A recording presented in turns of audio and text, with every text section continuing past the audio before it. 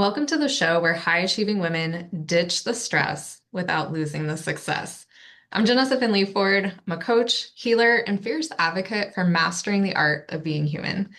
Because you weren't born to burn out, you were born to rise. This is where science meets spirit and ambition becomes alignment. And I don't do it alone, so let's meet the other voice behind the mission. Hi, everybody, and I'm SJ. I'm a results-driven leader who leads with conviction and strength, setting an unapologetic standard of excellence. I build high-trust communities where candor and accountability forge dependable leaders.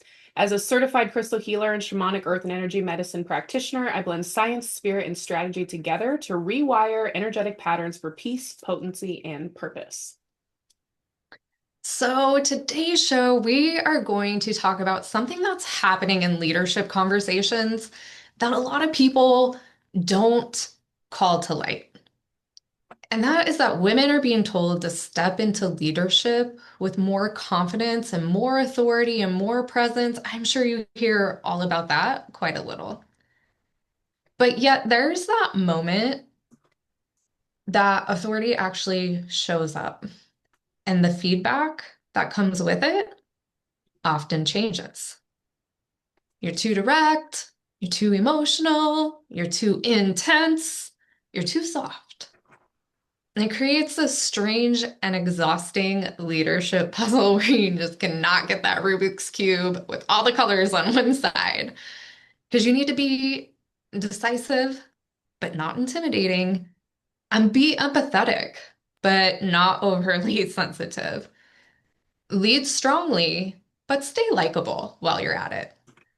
And somewhere inside that constant calibration, many brilliant women begin doing something almost invisible. And I have been so guilty of this myself. You start editing yourself in each situation to try to fit what you're navigating. And it's not just with words, it's in tone, it's in timing, it's in your energy.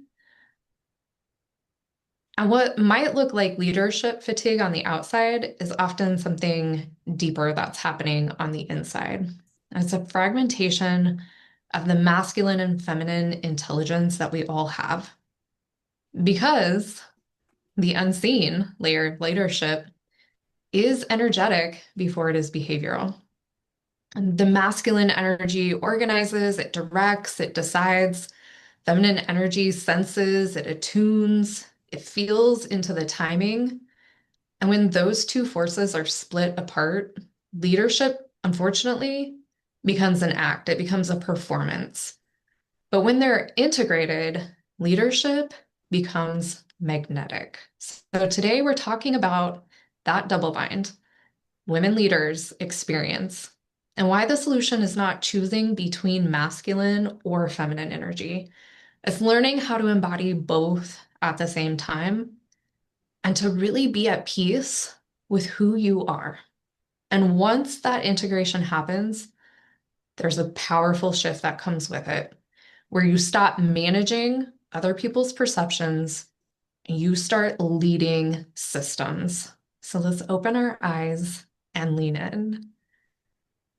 With this conversation, I am going to start us off with a story. I don't know how funny it is. You can all decide, but it's real life and it accompanies this topic so well.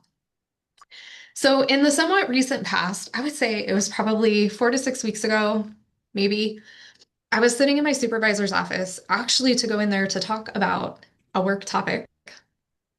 And he asked me something with things I was navigating in my personal life at that time, some health concerns with a loved one and some other things.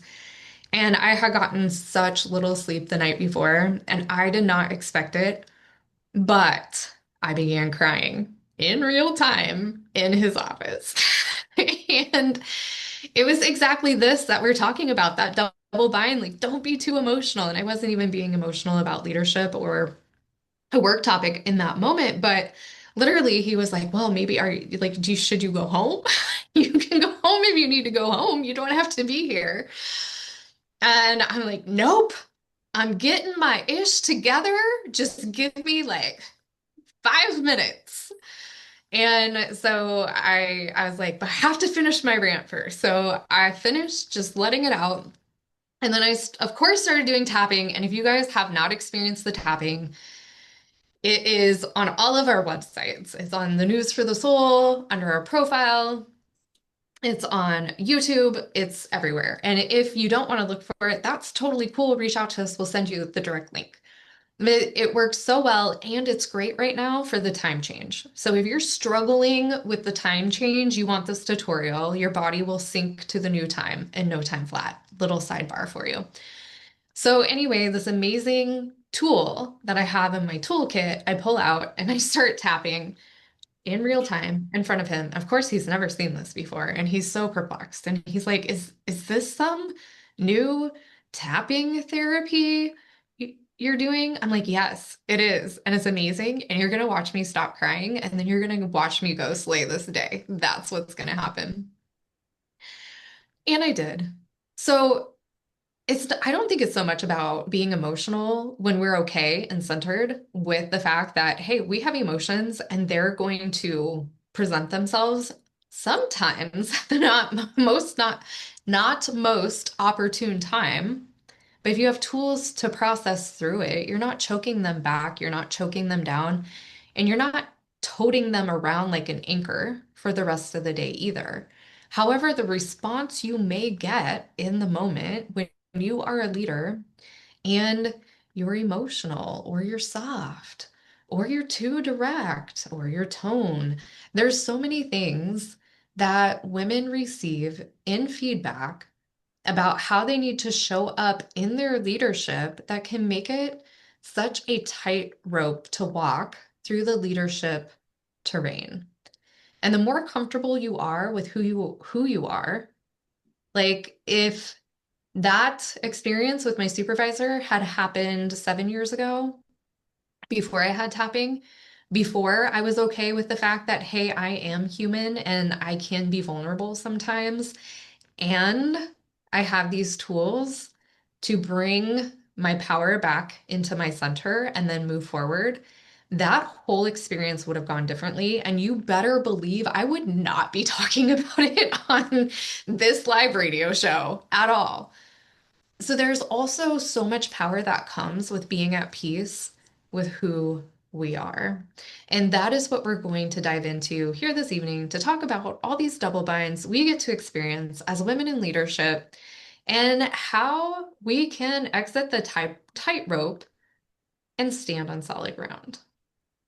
So, SJ, let's jump in. Where do you want to start? Well, I love this conversation and especially how it ties into the universal law of gender and how they all play together within leadership. Something fascinating that I think we are seeing right now is how corporate leadership is changing. The old structure of corporate leadership doesn't seem to be as effective with how fast paced the world is moving now. You have to have the fluff and flow, and there's not a lot of fluff and flow in masculine energetics, which is what the old corporate leadership structure lived off of. So, realistically, in order to master leadership now, we're going to have to tap into that universal law of gender, which teaches us both forces are necessary. Both feminine forces and masculine forces are required to exist and able to be successful right now. Masculine energy obviously provides and governs the direction, the structure, decision, protection, and movement, whereas the feminine energy governs perception, attunement, relationships, timing, and development. I feel like strategy lives under the feminine energy quite a bit as well. I think that's something that we talked about last year a little bit, was how strategy and the feminine energies go together. But the core concept to all of this is that neither one of those energetics is superior to the other. They're simply complementary forces that produce creation when they work together. So, in leadership terms, those two forces generate vision and execution, structure and culture, direction and development. And when both of those energies are present and integrated, leadership becomes more coherent and it also generates more outcomes, more items for delivery as well. The double bind I feel like women experience in leadership is not just the social aspects, though. It's an energetic distortion of the universal law of gender. Most modern leadership systems were built on over-dominant masculine energy. They prioritized control, hierarchy, efficiency, direct authority, rapid decision making, and titles mattered, right? If you had the title, you could force people to just do the things. But typically, those, not that all of these are bad qualities, they're necessary masculine forces. But when masculine energy becomes the only leadership standard, the system becomes completely imbalanced. So when women step into leadership and bring feminine intelligence, like relational awareness, emotional perception, intuitive timing, and developmental leadership, the system doesn't always know exactly how to interpret that. And instead of seeing those qualities as leadership strengths, they're sometimes labeled too emotional, too sensitive, not strong enough. But when women lean into the masculine leadership traits to fit the system, the feedback flips. Now they're labeled intimidating, aggressive, difficult, a bitch. This is the double bind that we get to experience as women in leadership often. Women are being asked to operate within a distorted version of the universal law of gender. And this is where you start to see women try to fit into a different mold that is not their mold, so it doesn't feel authentic. And this is why it's not going to be effective either. What feedback have you gotten out of that? Like the examples that you've shared, or not the examples you shared, but in your leadership style, what's the most common feedback you hear from people when they're brave enough to actually tell you the I was truth? going to say the things they say behind my back or to my face, because those are probably different. Okay. I would say the overarching one is that I am too dominant or the bitch, right? Like I'm too forceful. I think one of the most recent feedbacks was I'm really great at the iron fist, but I need to work on the velvet glove. Though, which is a great analogy. I loved it. Like that's fantastic. And also, I'm happy to utilize a velvet glove when deserved. I'm not willing to sway though the iron fist when things are not being listened to multiple times over and over again. So I would say that's the typical one I get is that I'm far too masculine within my direction of the ways that I go. How about you?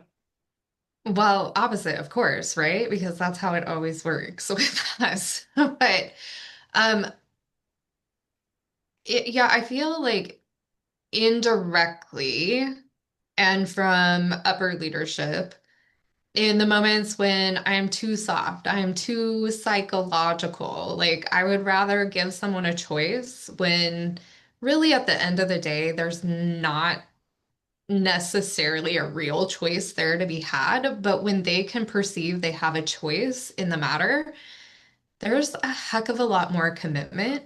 And sometimes I get the feedback that I am too soft. Like, just go tell them to do the thing, right? That old masculine structure and get on with it. That, that doesn't really align with me very much. But I think this conversation actually expands on a piece of our conflict conversation we had a couple weeks ago, where I've really been observing that women who are more outcome driven will tend to be given the feedback that they are too direct, too firm, too edgy, that side of the equation.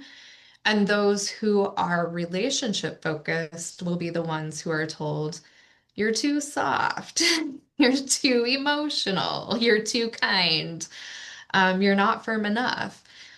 So I really still feel like where relationships and outcome intersect is the sweet spot for even not just the conflict side of this conversation, but the leadership side as well, and blending those two to find where that alignment is between the masculine structures or characteristics and the feminine. Yeah, there's so much within this too. Like, of course, titles and items like that, you can force compliance, but you're probably not going to get loyalty and commitment. So while you can force them to comply, you can get that one outcome you desire, but it's not going to reproduce those outcomes anywhere else. Like you will always have to lean into forcing compliance for every deliverable that you want, if that's what you're going to lean on. Whereas, I've heard another simple phrase that you can't ask for a hand until you grasp a heart. So you have to connect with the people in order for them to lean into that trust. or even that desire to do for you. That's the feminine, right? Getting the other individuals to desire to produce the outcomes without you forcing it upon them, which is the masculine. So it's finding that balance between, where do you naturally center? Like we talk about this all the time, right? Like being balanced within your masculine and feminine doesn't mean 50-50. But I know I naturally center a little bit more on the masculine side. So my growth edge is looking at where can I lean into the connection aspects, the relational aspects to where the team is going to want to reproduce those outcomes for me without me even having to ask. Whereas if you lean more on the relationship side, then your growth edge is going to be leaning into that more directive masculine, of these are the rules or this is the standard, and I expect you to comply with the said standard. You have to have a good balance between the two where there is clarity. You have to have clarity within this. I hate this word, but I'm getting better with it. But you have to have clarity within structures and systems, right? In order for the people to have trust. So if you are always just an iron fist doling out consequences because of non-compliance, they don't have the solid ground that they're standing on, because maybe while it could be clear to you, it may not be clear to them what the expectations are or even where you're trying to go. And the only way you can give them that solid foundation is by letting them come into the relationship with you of, hey, this is where we're headed. This is who I am. This is who you are. These are the things that really light me up. What lights you up?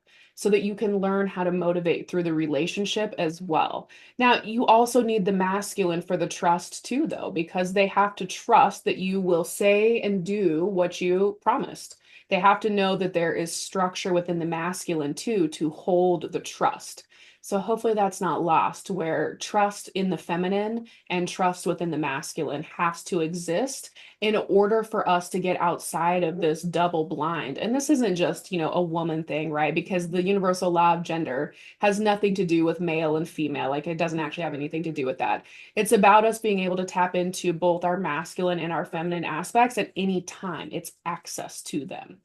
Uh, I hate rules, right? So I love that Janessa named this radio show what she did. The rules themselves, though, were built inside old rules, right? The old rules were built inside an imbalanced energy system where they're trying to perfectly calibrate behavior within that system to keep leaders stuck in constant monitoring. So instead of asking, how do I balance the expectations? A more powerful question could be, how do I embody both masculine and feminine leadership intelligence at the same time? So, how do I provide direction while also keeping a vulnerable space for that connection and thoughts and feedback of how the individuals you're working with think? What do they think about this? How do they feel about this? Do they have different ideas? Because if you're a strong leader, you want the individual teams that you're leading to be open enough to talk to you, to give you feedback, to elevate risks. But if you don't have the feminine aspects balanced to where they feel safe with you, they're not going to elevate risk. They're just going to do as you say and be like, well, you said to do it, so that's on you. You have to have that vulnerable opening so that they will share what they see so that you can crisis avert a lot of problems before it ever comes your way.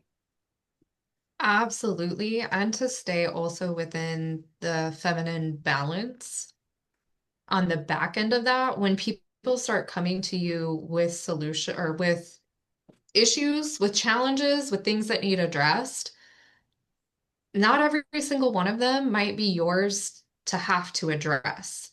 So there may be this influx, if you will, of work, depending upon how well you delegate and how you tackle that. But if you're new to this idea and you haven't leaned into this before, once you open that door, there are going to be all of these things. And I recently experienced this myself in the workplace. And then it was determining how are we going to address them going forward so that it's not more work piling up on one person's plate again. And also keeping the door open for the communication. So, with that, I think something else you brought up that I want to touch on a little bit deeper, or just from a different angle, is what you talked about, where when you lead from feminine energetics and leadership, when you're addressing conflict, challenges in the workplace, just leading from that posture, oftentimes it can take a little longer to determine how you want to move in your intentionality. And you talked about, you framed it that, if you just drop the hammer with the authority, go do the thing, you can do that in a couple seconds flat. And especially if you're new to stepping into a, a different approach, the feminine approach, you are going to have to maybe strategize and think about it a little bit longer to allow that other angle to come in. But just as SJ said, taking that investment on the front end to lead from that posture is going to pay off on the back end when the results are repeatable. Because essentially, you're teaching people to fish rather than giving them a fish. Where when you lead with that masculine, this is just really quick on the front end, I'm going to drop the hammer and they're going to do what I say and they're going to listen to me. And then the next thing that arises, I'm going to do the same thing. And I'm just always just directing, directing, directing, quick to the point, go execute. You're not going to have open communication to really know what's going on in the workforce or what the true challenges are. There's going to be so much stuff that's going to be swept under the rug in that masculine paradigm. But also, what you're going to experience is the same challenge or a slightly different version of it. So you might be sitting here like, no, I don't experience the same challenge over and over and over again. But if you really look at the pattern underneath it, it's going to be the same challenge or just a slightly different version of that same challenge again and again into the future. And so I find it always incredibly valuable to lead from a more balanced place of feminine and masculine. And I have to say, for me personally, in learning to lead this way, the thing that I have had to trust the absolute most is the timing. And also would say that the feminine aspect of ourselves is really like honoring the divinity within us and that there's something smarter than my own brain guiding me along the way. And that was something that was much easier for me to live outside of my career and professional workplace, especially in this very structured environment of the government. But when I was able to start trusting it, even in my career, it took a lot of faith for me that the timing, like what would drop in for the best approach to whatever situation I was navigating, wouldn't be so far off in the future that I had lost my credibility or the potency in addressing the moment. And I also had to learn, if you're not intuitively led, you'll have to learn what that knowing, like, I don't know that I know, but I know, like my brain might not know, but my soul knows, my being knows. What does that feel like for you to know that that is really your truth leading you? Because I have been given all sorts of solutions that I could use in the workplace for so many different things I've encountered just recently, like within the last 3 months or so. And I really had to stop and check in with myself. And sometimes I had to say, no, that does not match my leadership style. That would be the worst thing I could possibly do. So let's talk about our other options right now, because that's not going to be it. And I had to own my truth. And I'm so glad I did that because then when I was in the situation, sitting down, talking with the individual face to face, I was completely honest. I was completely authentic, and people can feel that. They know that. Like, this is the truth. This is what happened. This is how this played out. I didn't get pushed around. And also, this isn't the greatest scenario in the world. So let's take some lemons and create lemonade. And it was easier to get their buy-in into that as well. But it does really require knowing yourself knowing your knowing, what that intuition feels like, and really having faith and trusting the timing, but also not ignoring something. If it's taking longer than what you think would be best in the situation, you can just check in on it and say, hey, haven't forgotten about X, Y, and Z. And I bet also at the same time, SJ, because she is just like pick a direction and pivot, this might not actually fit her leadership style at all. So there's probably some of you out there that is like, probably not. I'm probably going to pick a direction. And then when the minor details get sorted out, we'll pivot. So there's always more than one approach. And this is the importance of knowing yourself to know what direction is best for you to lead your people in, knowing the people that you're leading and knowing yourself so that you are always authentic to what approach you're taking and where your balance is between the masculine and feminine. So with that, SJ, tell me all about just maybe you'll prove me wrong, but I'm just betting and guessing that I'm probably going to move first and pivot later and let the divine timing drop in the in between. What's your rhythm like? Tell me more. So a decision is always better than no decision in my world. Uh, any decision that takes longer than 24 hours, I will make a decision for us. So that is very clear for my team. Like you have 24 hours to decide. However, if at the end of 24 hours there is no decision, then I'll make a decision and we'll move. And if it's the wrong decision, we'll pivot later for sure. Within that too, I would say I'm much more of a, hey, there's the outcome. How you get there, I don't necessarily care about that, but that's the outcome and you have to get there in 2 weeks. So however you do that in 14 days is none of my business, as long as it doesn't break anything else. I don't care. Like you do you, rock your way through that, however, which is amazing for some of the Enneatypes that work for me, and I'm sure drives a lot of them absolutely insane, which is why they have phone a friend to people that's not me, probably to help them talk through their options, because I have a very firm boundary of this is not my job to do that. So I'm not going to walk you through all of the 5 million options that you have solved, but hopefully you have a friend that can. Because again, at the end of 24 hours, if no decision is made, I'm going to pick one. And I already have the one I'm picking in my head. So but I like to not share. One of the most interesting things I saw early on in my leadership career was masculine energy led teams and only masculine energy led teams create insanely codependent teams that cannot make decisions or problem solve items on their own. That is insanely frustrating. So when, Janessa said maybe it's not the same problem you see over and over again.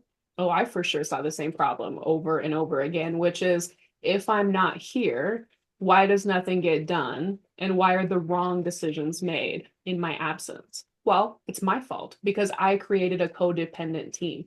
And that's one thing that I think is super important when you are looking at your team and you're seeing all of these problems with the way they're working, shit trickles downhill. So what's happening within your leadership style that's allowing or creating these dynamics where your team can't critically think on their own? That was my example.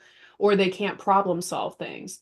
That was me because I was not allowing any space for them to do those items so that they could repeat the outcomes on their own or in my absence. So all of that nonsense of having a team that can't critically think was not about the team at all. It was entirely my own problem to solve about my inner landscape of how I was leading, which is true of everything we talk about here, right? Our relationships, the people that we're dealing with, the problems that exist there, there is always an internal self dynamic that we have that is a mirror to what is happening external. So if you can take the time to reflect and look internal and say, what am I doing that's creating these dynamics? You'll likely find the problem quicker. So for me, because masculine direction was where I felt comfortable, it was a very simple fix of I had to create space. I had to shut up and not say words or have thoughts or opinions and just allow nothing for that 24 hours. Now I had to have a timer because I tried with no timer and that turned into 3 weeks of no decisions. And that for sure was not ever going to be a dynamic that I could live with because that maxed me out real quick. of my tolerance. And then we leaned into even more toxic masculinity energy with that. So I created a boundary that I knew I could be okay with, which was 24 hours. And in those 24 hours, I'm going to have no opinions, no thoughts, no ideas. I'm just going to see what the team comes back with. And what I found was often they came up with far better solutions and ideas than I had come up with before. And then we could take a look at the options and decide the best one, which then meant less pivoting later, which I don't mind pivoting. All the other Enneagram sevens and threes probably didn't mind pivoting, but I annoyed the shit out of everybody else that was on my team with the pivot and the this was useless work for nothing, which in my mind, I'm like, wasn't useless work. You find out what doesn't work and you probably won't do that again. So benefit, toxic optimism over here in Enneagram 7 land.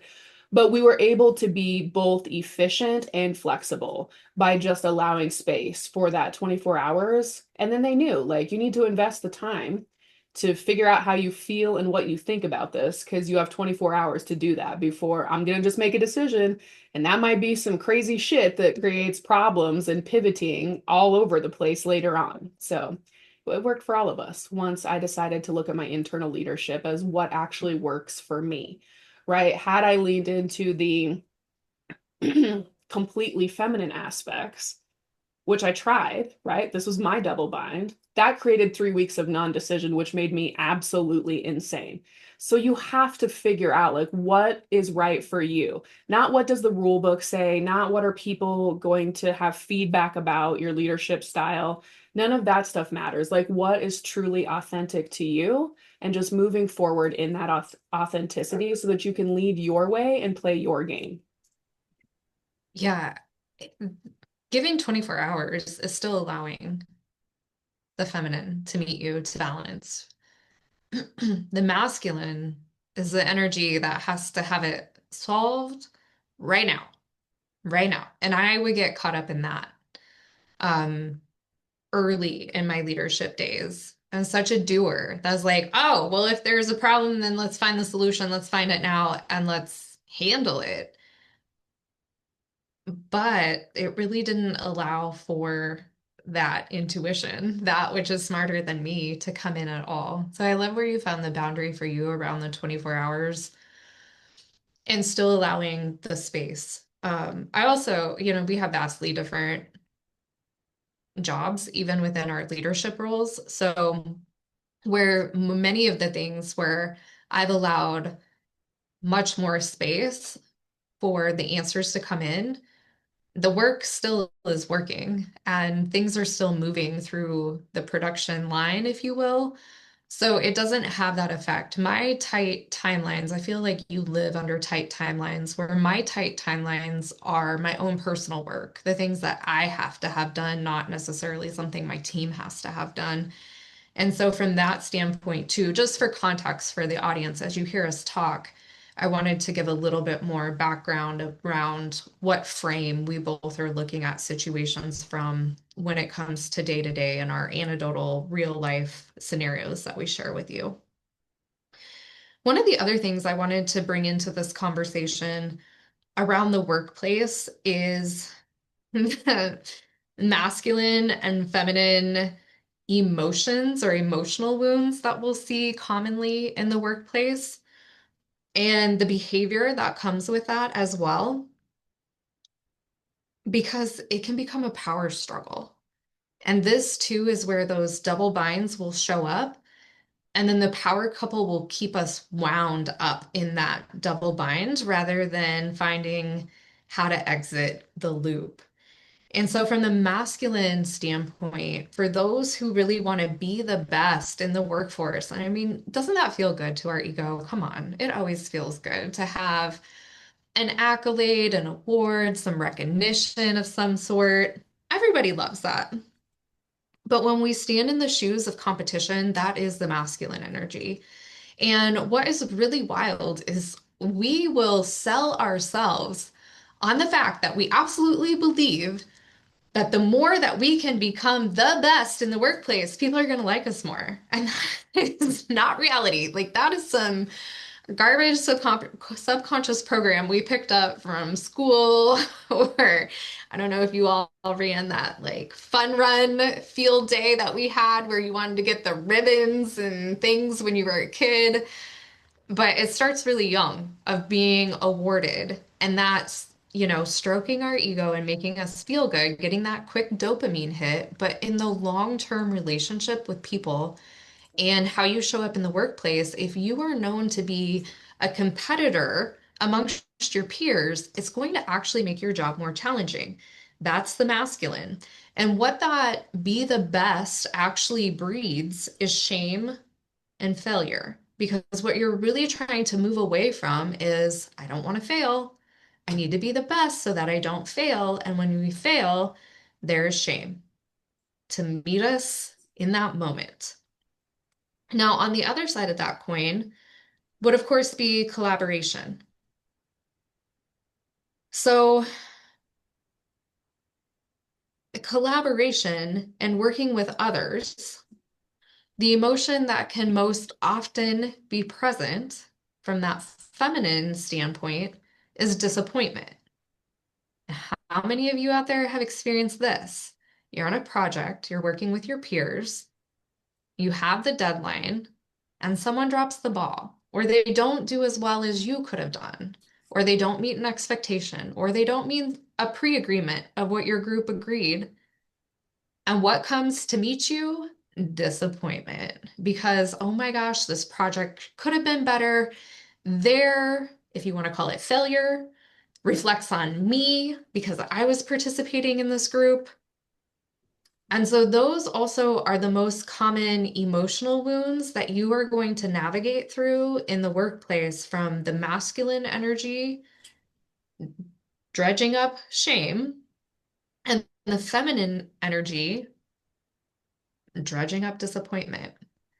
But the real like flex, if you want to ditch the stress and keep the success, is emotional resiliency. And I don't know that I hear about emotional resiliency in the workplace much at all. I hear about this all the time from personal development, and it is absolutely the same for career development as well. No matter what happens to me, I'm going to be okay. And when you believe in that wholeheartedly in your career, no matter what happens, like even if you're laid off, even if you're fired, you know that things are working out for you, you're going to be okay. You're going to be okay. It's really true. Esther, we've talked about this. The Enneagram 7 embodiment of that optimism is on point, and it's something I've watched her live so well. And I continue to lean into that and cultivate that as she models it so fantastically. But if you can take that emotional resiliency into the workplace and not allow your feelings to be hurt, this is not to oppress, suppress, repress any emotions that you experienced, but to process through them and to know that you're okay no matter what, whether an outcome doesn't quite work out the way you expected. When you pour your heart and soul into something and you take the lessons and you move on to the next, it's going to serve you better and you're going to nail it the next time.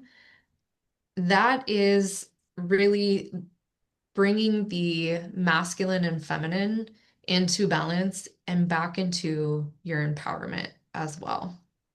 There's just one last thing I want to throw in on this topic, is that so often for those of us who led from masculine energetics, the doing, I'm such a doer, I'm still such a doer, and I have to harness that sometimes, especially on the busy days, take a break and stuff. But the directing, the doing, the achieving, being really linear, all of these things within the masculine that can get you a lot of success early on. First of all, you're going to burn out. Second of all, if you take those traits home and try to build a partnership with your family, with an intimate partner, with those same characteristics, it's not going to work out well at all. So, the really awesome thing about finding this balance of feminine and masculine within the workplace is that it then also can be strategies, tools, techniques, patterns that you're building that are also going to create success for you outside of the workplace. So you don't have to step into one persona at work, step out of that persona and into another to have a successful relationship at home. You can just truly be authentic to who you are. Now, that's not to say that you're not going to have to rely more on certain traits in the workplace than others. That's not what I'm saying. I'm just simply saying that if you push, force, are authoritative all the time at work, and you bring that into your personal relationships, you might find that you don't have very many personal relationships. Yeah, I love that you pull this in together with collaboration too.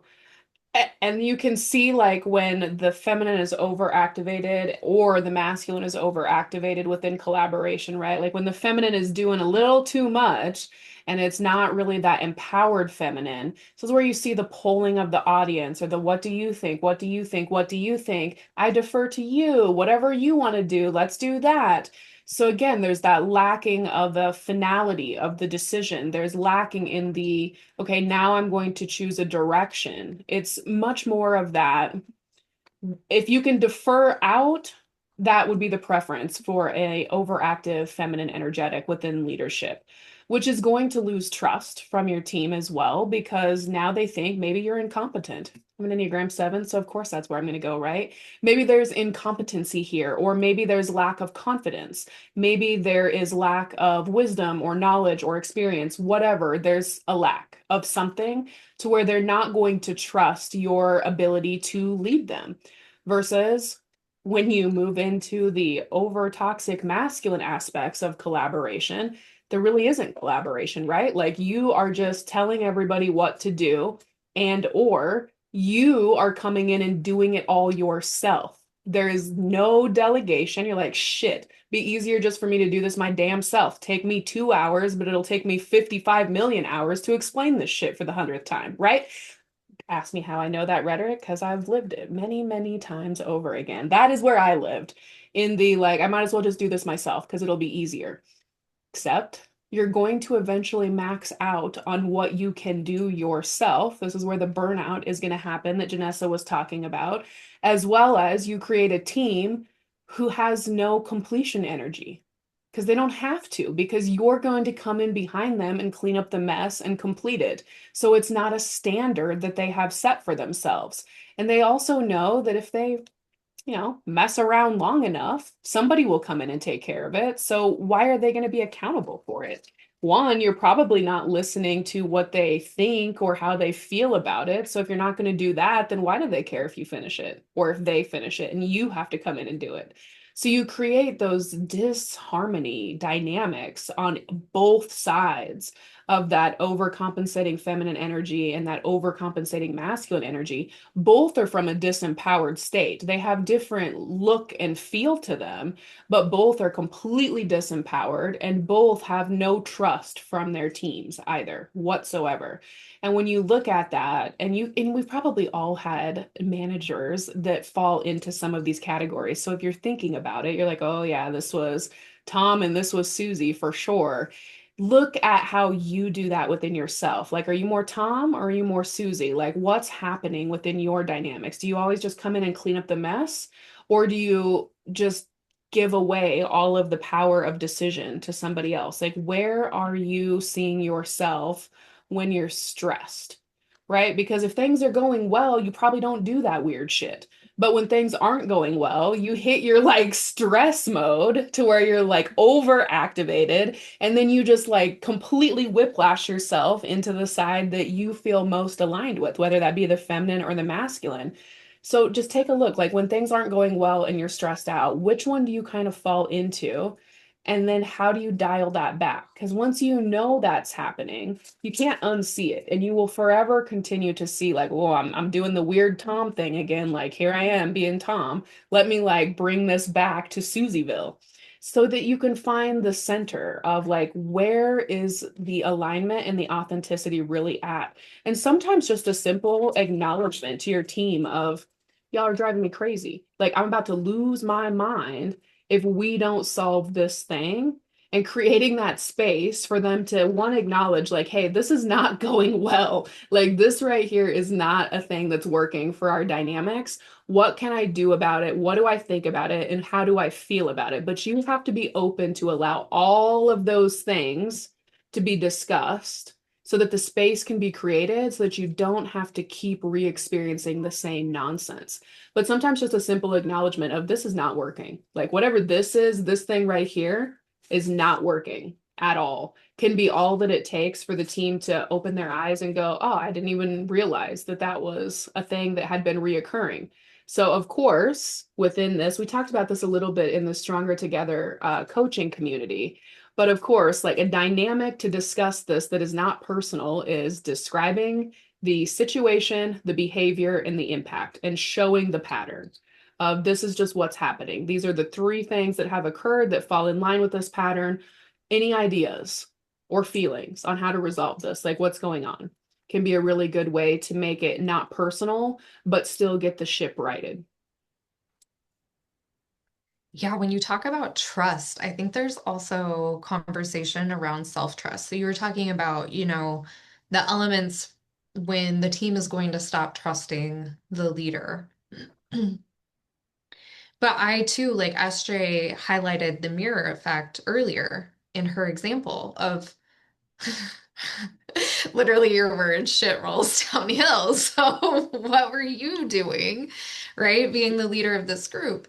And if you're noticing lack of trust from your team, that's a really good time to stop and check in with where are you not trusting yourself to really step into the leadership energy because leadership collapses when self-trust erodes, and the team's reflection of that lack of trust is going to be mirrored right back at you.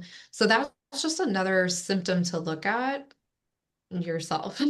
Again, not to beat a dead horse, but it really is the foundation of this leading from the inside out approach, where those small inner shifts are going to make such a bigger impact than trying to get the people around you to change instead.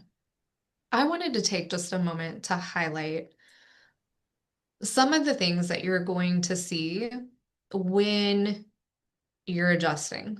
So, in the opening, we talked about how we'll adjust in the moment to try to make up for this double bind. And things that you might be experiencing that will turn your light bulb on to be like, oh crap, I am standing in those shoes. If you're feeling decision fatigue, it could be because you're constantly trying to make not the decision that's aligned, but the decision that you think that's going to make everyone else happy or make leadership above you happy, or any decisions, quite honestly, that you're making out of fear, fear of failure, fear of letting people down, fear of not having buy-in from the people around you. Anytime that fear comes into the equation, it's going to make decisions feel incredibly heavy. So something is out of alignment if you're having decision fatigue. Even you, Enneagram nines, I know you don't love decisions in the first place, but when you sign up for leadership, you know there are going to be decisions that come with it. So it's just an invitation to step further into your alignment.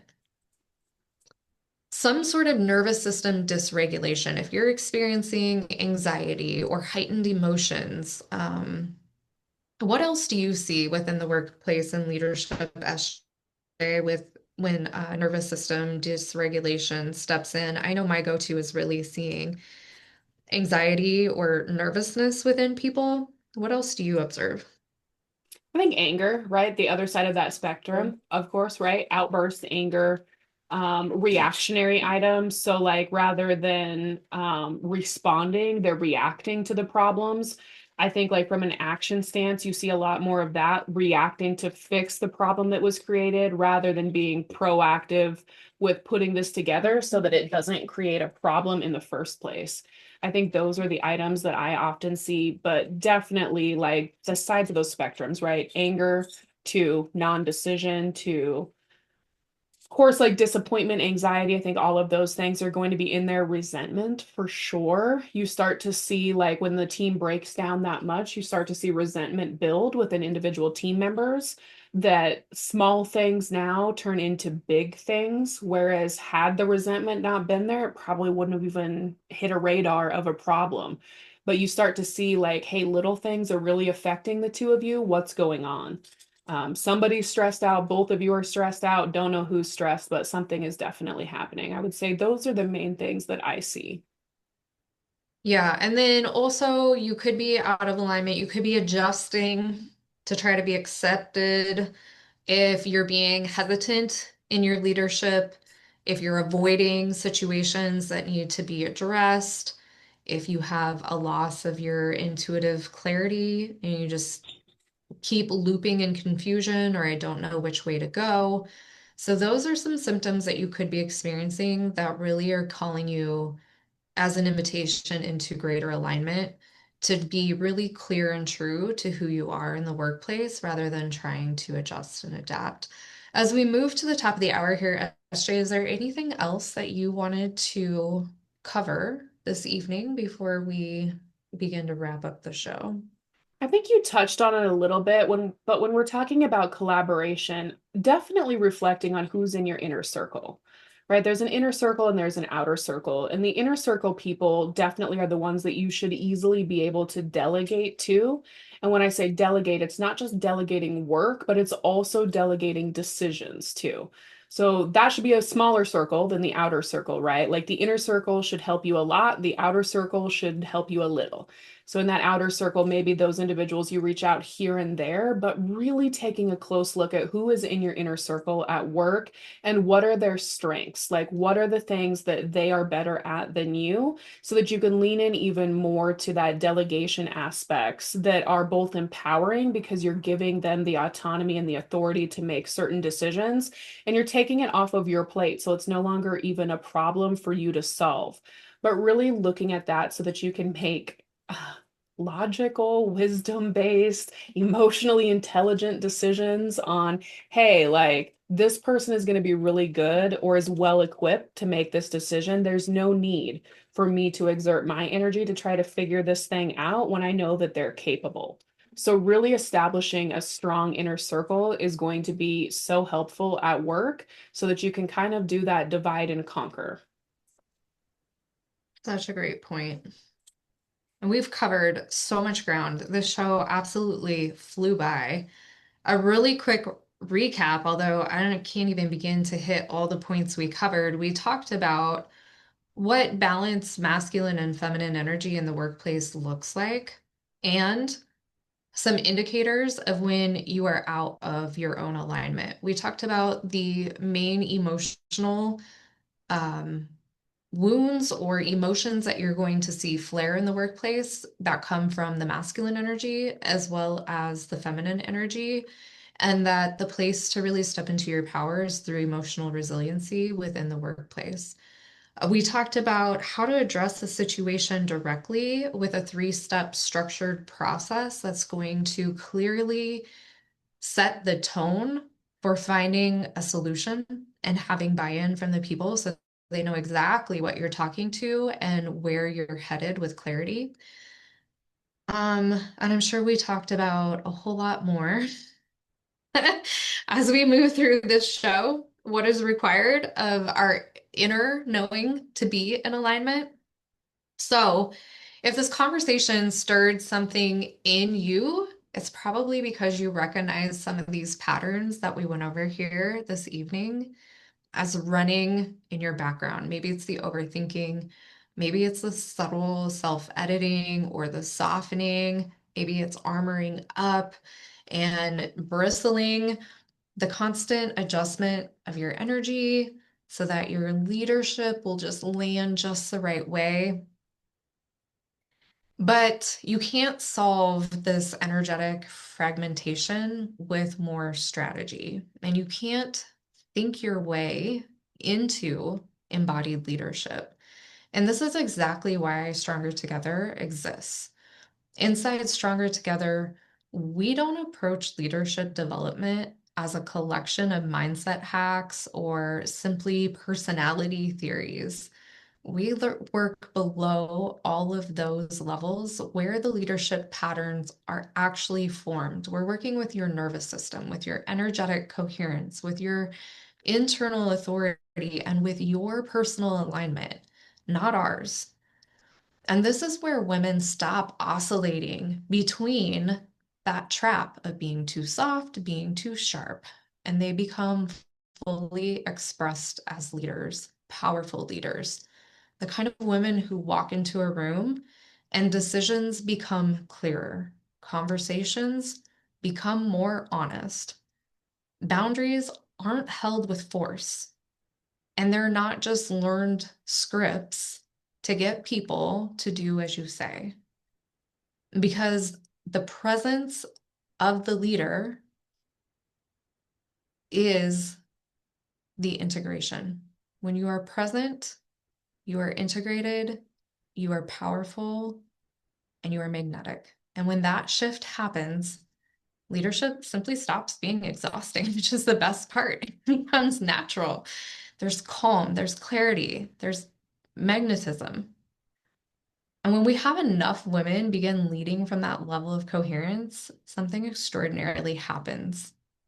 Systems change.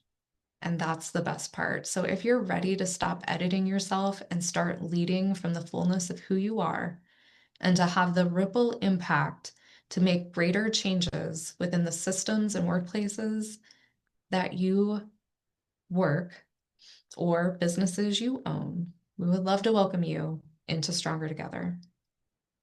Because powerful women, we were never meant to do this work alone. So you can learn more at www.strongertogetherinstitute.com. We'll be back here in 2 weeks. And until then, keep your eyes wide open.